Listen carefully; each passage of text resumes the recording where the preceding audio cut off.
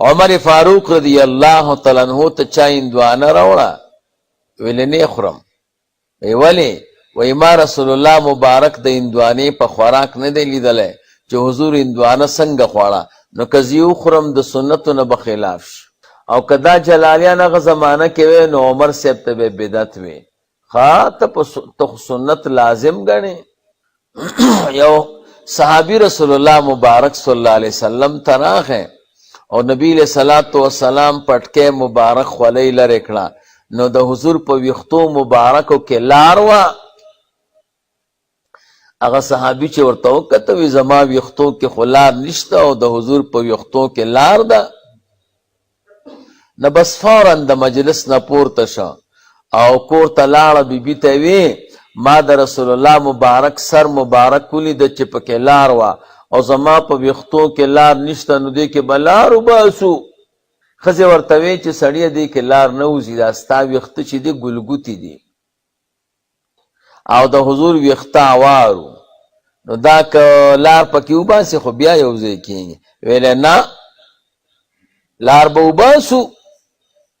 نو یو طرف ته ویښته دې سړي ونیول او بل طرف ته بیبي ته وی کشه که، نو وینې پکې راووتې.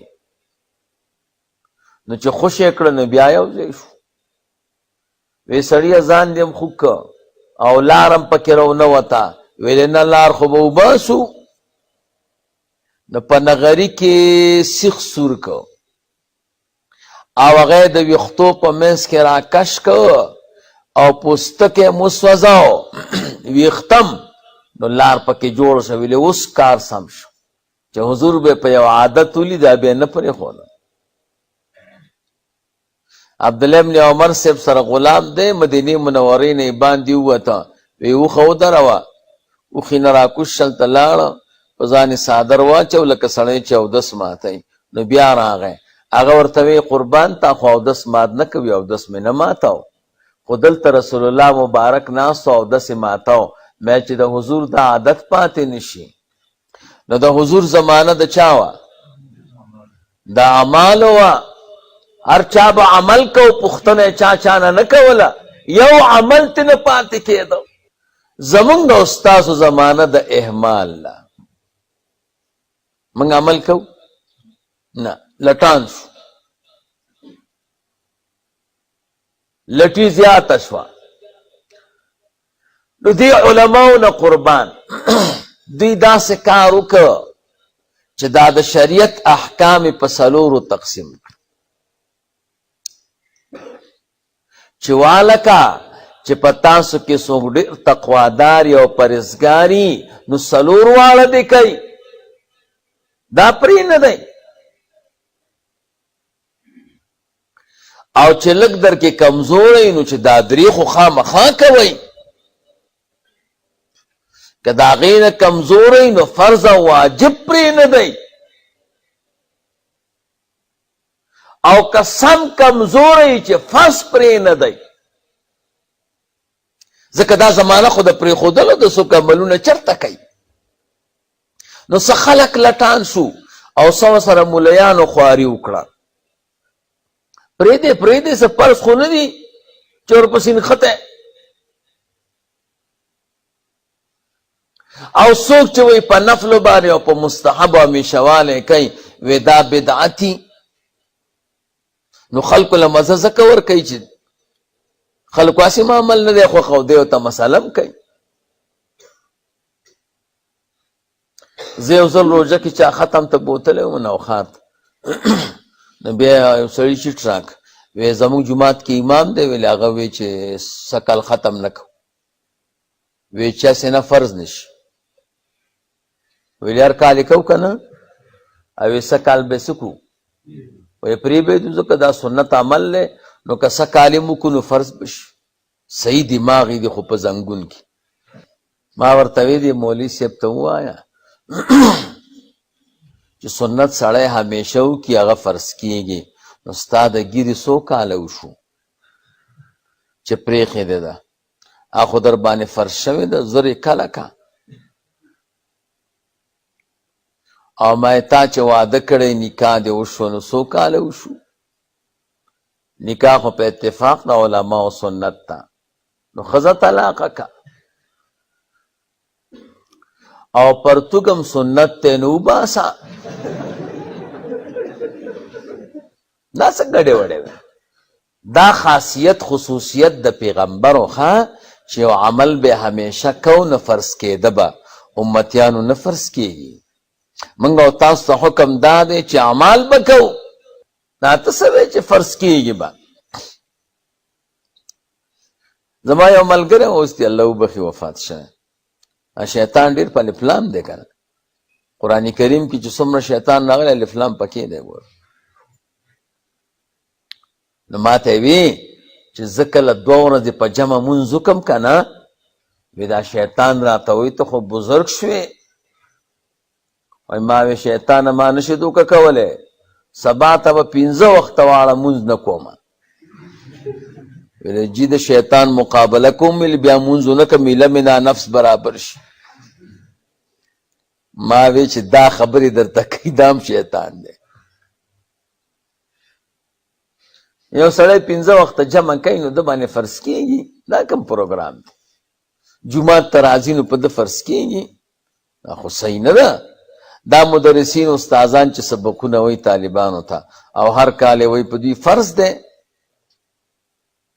دا طالبان چې هره درجه وایي او سبقونه وایي دا په دوی فرض دی دا څوک چې دا مسله کوي نو هر کال ترجمه کوي نه کوي څوک چې دا مسله کوي هر کال څه کوي ترجمه کوي نو ترجمه خو په دوی فرض شوې ده ولې که دوی ورته فرض نه وي نو پرېښې به وه یو ځل که نه ما یو سړی راوستلی موږ کور کې لرګي و که نه ما چې دا وچوه نو ما وی چې دیاړي ده که نه 3,500 روپۍ د یو کس دغه یي که نه دیاړي 3,500 یي که نه 3,500 نو بس ما راوستو هلته ما وی دا 10 بجې وې ما وی دغه لرګي دي بس دا مات که وی صحیح یاره داسې یو 2 منه به و لرګي نو بس هغه یې مات کړه ما وی زه به دا 3,500 روپۍ به ورکړم ورته یې د دغه شاته چې دی 2 لرګي نور هم دي وی د هغې خبرې د راسره نه ده کړې ما ورته وی د هغې خبره خو مې نه ده کړې خو ټوله ورځ خو ده که نه خبره خو د لرګۍ نه ده د ورځې ده نو بس خفه شو هغه یې مات کړو خو خفه شو ما زړه هم خفه شو ما وی 100 روپۍ شوې 1500 څو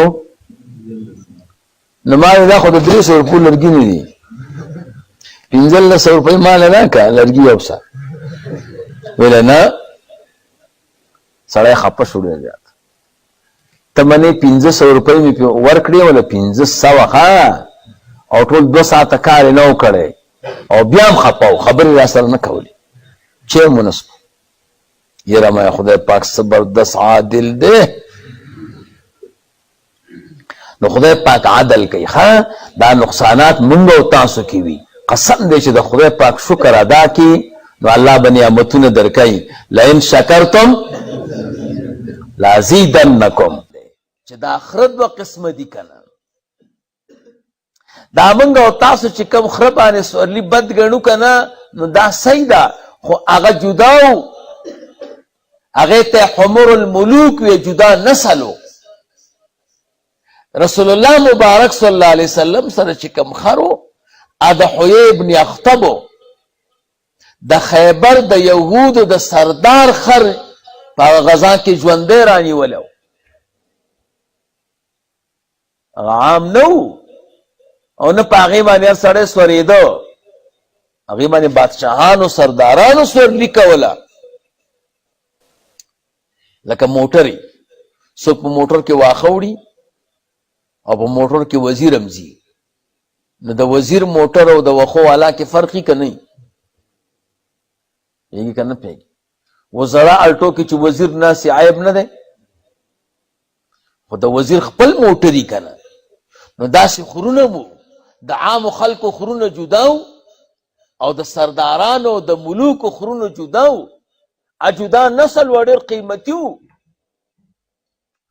او دا د حضور علیه السلام خر مبارک چې و نو دا د حوی ابن اخطبو د خیبر د یهودو سردار په هغه غذا کې تې نیولی و او د حضور عادت مبارک دو چې هر شي ته به نوم کېښوده. د حضور د توري نوم و، د پیالې نوم یې و، د کاسې نوم یې و، د ټولو حیواناتو د حضور د اوښې نوم و، د اس نوم و، د خره نوم یې و. نو دې خر ته نوم یعفور ایښی و. او د رسول الله مبارک سره خبرې م کولې او نبی علیہ السلام د حیواناتو په خبرو پوهېده. د سلیمان علیہ السلام دغه کمالم الله رسول الله مبارک ته ورکړو.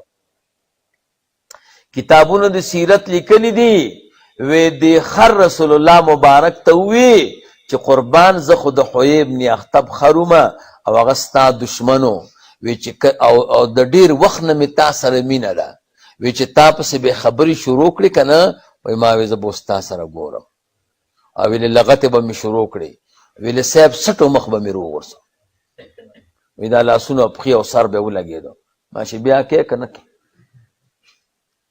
او چې حضور وفات شو نو د سترګو نه به اوښکې روانې وي ژړلې. او بیا مولوي صاحب یو غر ځان ته وکته غونډی او هغې سر ته وخته او ځان یې روغورځو بس مړ شو.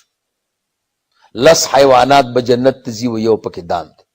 بیا درته وروسته وایم ذهن کې مو خبره کینی. دا د رسول الله مبارک صحابي دی صہیب رضی اللہ تعالی. دا مولانا صاحب د روم دی. د چې کله هجرت کو مدینه منورې ته نو یوازې را روان دی نو په لاره کې ورته قریش راووته وی چرته دې پریږدو پوهېږې دی ورته ودرېد وی ما پېژنئ وی زه صہیب یم او وی زه رامي یمه ویشتونکی یمه ما نه به خطا نه شئ زما په دې توشدان کې چې څومره غشي دي که نه ویلې یو یو به ستاسو په دې سینه لګېږي او ویلې دا غشي چې ختم شو که نه ویلې بیا را سره نیزه ده وی دا به استعمالوم تر څو چې ماته شوي نه او وی چې دا ماته شوه که نه بس بیا چې را سره څه کوئ نو بس کوئ. هغوی وویرېده چې رښتیا دا خو رامي دی. ویلې یو بل کار به وکړو. ویلې څه کار؟ ویلې بل کار داسې وکړو چې دغه ستا مال چې مکه مکرمه کې دی که نه بس دا ټول موږ له راکړو نو بس تا به معاف او یا ورته ده ووی چې دویمې خبرې کې تاسو دا اختیار دی چې ما رسول الله مبارک ته پرېږدی او زما ټول مال ستاسو بس هغې ورته ټیک ده بس مال زموږ شو. نو به دی چې را روان شو مدینې منورې ته را رسېده که نه نو بس آیت راغی. نو رسول الله مبارک فرمایله ربح الرابحو هغه ګټندویه ګټه وکړه که نه پوهېږې خپل ځان یې پوهېږې د اهل مکو نه واغسته په بدل دغه مال کې د اوښ غوښه خوړل. دا د موسی علیہ السلام په دین کې حرام خو د حضور په دین کې خوړل ضروري دي نه. نو راځه